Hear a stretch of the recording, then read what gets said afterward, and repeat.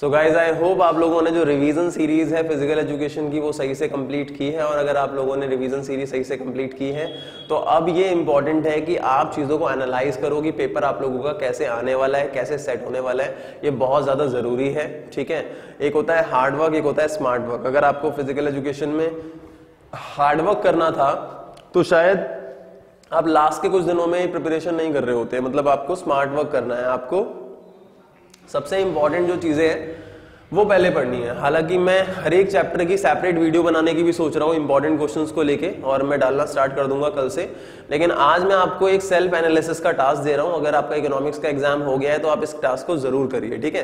पिछले 7 साल के गाइस, पिछले 7 साल के जो पेपर्स हैं आप लोगों के, मतलब 2000 अगर मैं 18 से बात करता हूँ, 2018, 17, 16, 15, 14, 13 जो पिछले 7 साल के आप लोगों के पेपर्स हैं, तो वो पेपर्स जो है आप उनको एनालाइज करो और उसमें वेटेज देखो कि कौन से जो क्वेश्चंस हैं, कौन से चैप्टर से जो क्वेश्चंस हैं वो सबसे ज्यादा आए हैं, और आपको उन चैप्टर को अच्छे तरीके से प्रिपेयर करना है। तो आप लोगों को क्या करना होगा, मैं आप लोगों को एक पीडीएफ प्रोवाइड कर रहा हूं पिछले 7 साल के पेपर्स का, जिसमें से पहले 2 साल के जो पेपर है उनका सॉल्यूशन भी गिवन है उसके अंदर।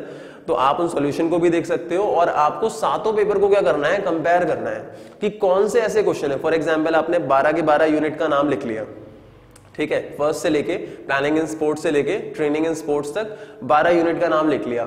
अब आपने 2018 का पेपर लिया और उसके अंदर पहला क्वेश्चन पढ़ा, आपको ये देखना है कि यार ये किससे है, ये क्वेश्चन किससे है, ठीक है। तो आप क्या कर सकते हो, वहां पे जो चैप्टर, जो आपने यूनिट्स के नाम लिखे हैं वहां पे आप +1 लिख सकते हो। एक बार अगर वो क्वेश्चन उससे आया +1 लिखोगे, फिर ऐसे ही दूसरे नंबर का क्वेश्चन भी अगर प्लानिंग इन स्पोर्ट्स है तो +1 उसमें एक और लिख सकते हो आप। इस तरीके से आपको पूरे 7 साल के सारे जितने भी क्वेश्चंस है +1 डाल के ये कंपेयर करना है कि कौन से ऐसे चैप्टर्स हैं जिनसे सबसे ज्यादा वेटेज का आया है। तो इंक्रीजिंग टू डिक्रीजिंग ऑर्डर के अंदर आपके पास एक सीक्वेंस सेट हो जाएगा। तो उस बेसिस पे आप क्या करोगे, प्रायोरिटी सेट करोगे कि मेरे को सबसे ज्यादा इंपॉर्टेंस किस चैप्टर को देनी है, और उसी तरीके से आपको पढ़ना है।